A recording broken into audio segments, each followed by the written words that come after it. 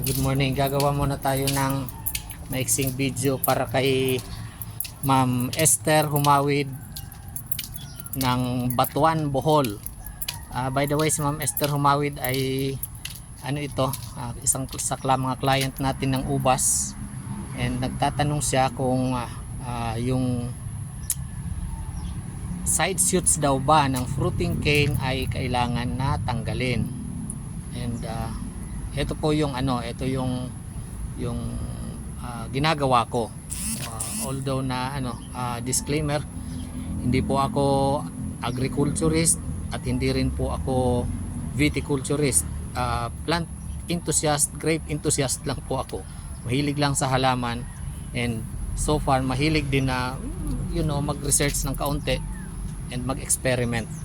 So ito po, ipapakita ko po sa inyo, ito yung vertical shoot positioning na self-rooted na moondrops. Ang po nito, ang trunk nito ay maiksi lang, half a meter, and yung cordon niya din po ay maiksi lang. Ito po supposed to be a single cordon system, but then yung isa kasing fruiting cane niya, ito ay naging bull cane, so i-convert ko ito into a cordon. So ganito po ito. Ito pong halaman na ito, itong puno na ito ay nag-foundation pruning na ako, nag-cut back. Ito po yung kanyang mga fruiting canes dati. Ayan. Kaso hindi siya gaano maganda. Actually, pinabungan na natin ito at namulaklak naman, although hindi nga nabuo. So ang ginawa ko po after na nag-mature uli yung kanyang mga sanga, ay kinatback ko na. Kinatback ko into 2 nodes para po magkaroon ng panibagong magagandang fruiting canes. Kaya kung mapapansin po ninyo, yan po yung mga fruiting canes niya. Ang gaganda na. January po ito kinatback, and March na ngayon ay ito ay 2 months old na 2 months old yung kanyang mga fruiting canes. So ganito po ang Ma'am Esther, ipapakita ko sa inyo. Ito na po yung ito po yung kanyang fruiting canes. Kung mapapansin po ninyo, yung fruiting canes niya dito sa baba ay wala pong side shoots, or in layman's term ang tawag po dito ay stepchild. Ito po ay mga side shoots. Ito side shoot yan. Pero dito po sa baba malinis. Inalis ko po yung side shoot, pati nga po yung ibang dahon na matured na din na nasa baba ay tinanggal ko na, kasi po itong fruiting cane na ito ay 2 months old na. So since 2 months old na siya, kailangan na natin ito na tanggalin yung yung dahon na nandito sa pinakababa, para po mag-start na siya na mag-mature, mag-brown. Kasi kung patuloy po na nandyan yung dahon yan, at least sa unang 2 buds ay matagal po siya na mag-mature. So kailangan tanggalin natin yung dahon para mag-start na ng mag-mature. Ngayon, yung tinatanong niya naman po tungkol doon sa sa side shoots niya. Ang side shoots po nito, tinatanggal ko hanggang sa ikapito na buds. Minsan sa ikalima lang, minsan ika-6, basta ang maximum ko po ay sa pang-7. Kasi po, pag nagpro-pruning ng ubas, nagpro-pruning po tayo, ang general na natin na rule, pag nagpro-pruning tayo ng ubas, lalo na po dito sa atin sa Pilipinas, tropical country, ay cane pruning tayo. Ngayon pag nag-cane pruning, ang usually na putol po ay sa ikapitong buds. So hanggang doon lang po ako nagputol nagtanggal ng kanyang mga side shoots. Yung side shoots po mula sa ikawalong na buds ay itinitira ko na. Ayan. Pero ang talbos niya po ay pinuputol din. Titirahan ko din lang yan ng 2 dahon. Ito po, 2 dahon. Ayan, 2 dahon din po ang ititira. Minsan 3, minsan 2, pero usually po 2. Minsan nga po 1 lang. Ang reason behind po niyan, para po yung ito, tinanggalan po natin ito ng side shoots para po yung kanyang fruiting buds ay umumbok, or in layman's term again, magbuntis yung kanyang fruiting buds. Dito po hindi natin tinatanggal kasi po kung uubusin po natin itong side shoots na itong tatanggalin, ito pong fruiting buds na ito ay baka mag-bud burst. Once po na nag-bud burst yan, wala ka ng fruiting buds na papabungahin pag kayo ay nag-pruning. So, babalik kayo doon sa dati, mag-i-start uli kayo, magka-cutback at magpapatubo na naman ng panibagong fruiting cane. So, ito pong itinira natin na ito po kasi dito lalabas, dito muna for the meantime, ito muna yung mga mag-uusbong na talbos. Dito po ay hindi, uumbok lang sila, magiging buntis lang. Yan, hanggang doon po sa dulo, meron yan mga side shoots. Ayan, side shoots, side shoot.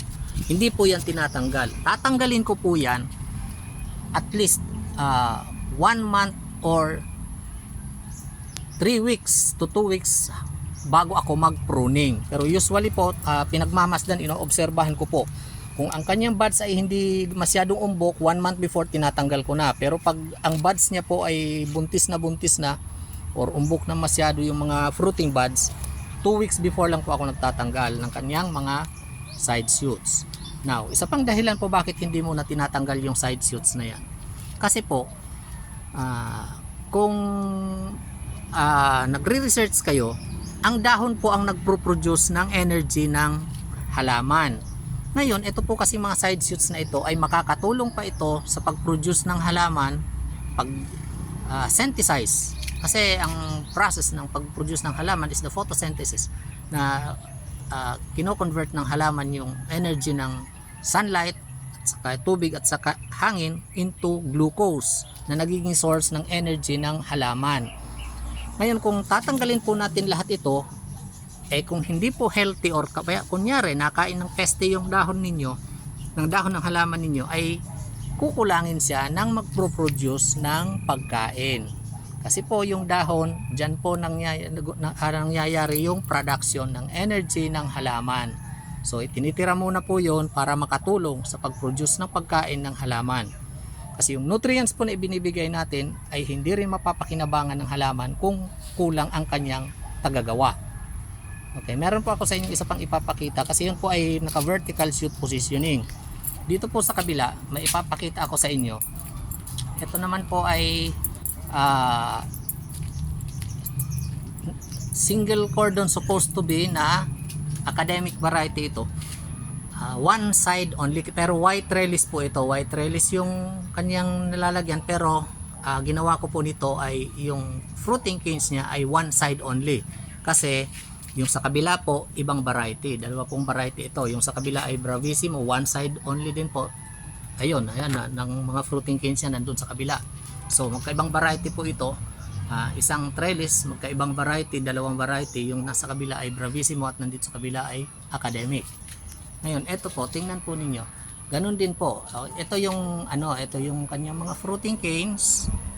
Pagdating dito, meron akong itinira ng mga side shoots. Yan, mga side shoots. The same thing po dito. Ito, 1, 2, 3, 4. Apat nga lang pala ito na itinira natin. Ano ko dito? Hindi ko ito natanggal na isa. So, kailangan itanggalin natin. 4, 5, 6. So, dito sa sunod, ito, hanggang 7, natanggal ko na. Ito, tira na po yun. Pang 8, isa. Yan. Ayan. Ayan, mga side shoots. Hindi muna po natin yan tinatanggal. Ngayon, meron ako sa inyong ipapakita na isang kinonvert ko na fruiting cane into a cordon. Ito po. Supposed to be po ay fruiting cane ito kasi ito ay cordon po ito. Ito po supposed to be ay fruiting cane na bago. Lumabas ito nung nag-cutback tayo.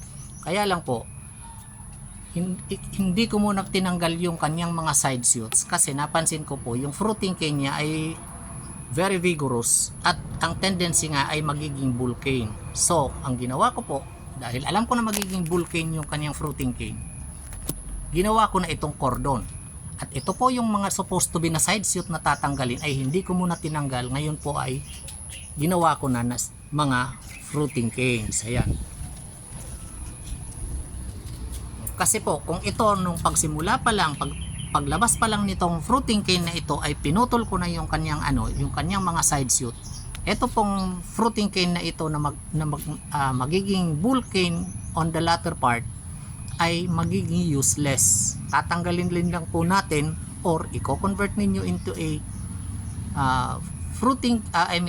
into a cordon, pero matatagalan kayo kasi once na kinonvert nyo siya into a cordon, kung kailan mature na siya, maghihintay uli kayo na tumubo yung kanyang mga buds, and ang bulkin po ay mahirap patubuin yung kanyang mga buds.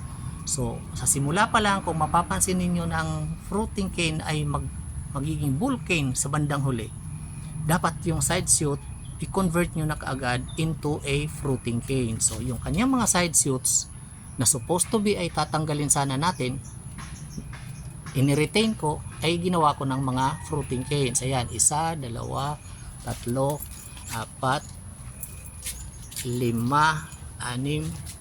and ito 7 fruiting canes po lahat ang naging fruiting canes nung supposed to be ay fruiting cane na naging bull cane at kinonvert into a cordon. Ayan, ito po may extra. Ito ay yung Anyuta variety po ito. Ang Anyuta variety po ay napakadaling mamunga. Ayan, yan po ang puno niyan. Maiksi lang yung trunk, maiksi din yung cordon, and ito yung kanyang mga fruiting cane. By the way, ito ay pangatlo ng bunga ng ng puno na ito. Ayan. So sana Ma'am Esther ay maunawaan mo yung yung video na ginawa ko at makatulong sa inyo, and sa makakapanood din ng video na ito, kung sa palagay ninyo ay makakatulong sa inyo, ay pwede nyo pong gayahin, pero kung sa tingin po ninyo ay mali yung ginawa ko, i-ignore nyo na lang. Pero dito po kasi sa amin sa sa mga tanim ko, sa halaman ko, ganun ang ginagawa ko. Since marami akong experiment na ginawa, at eto po nakita ko na maganda yung resulta. So ito na po yung inadapt ko. At saka may napagtanungan din ako nito, may tumulong din sa akin, at ganun din ang paliwanag niya. Actually, ang isa sa mga consultant ko nito ay si Mr. Riley Bay, si Sir Leo Bayang. Isa po yun agriculturist at isa sa magagaling sa pag-alaga ng ubas. Mga legend po yan pagdating sa ubas. Yun po ang isa sa nagturo din sa akin at nagpaliwanag kung paano nga ang magandang sistema. Yun lang po.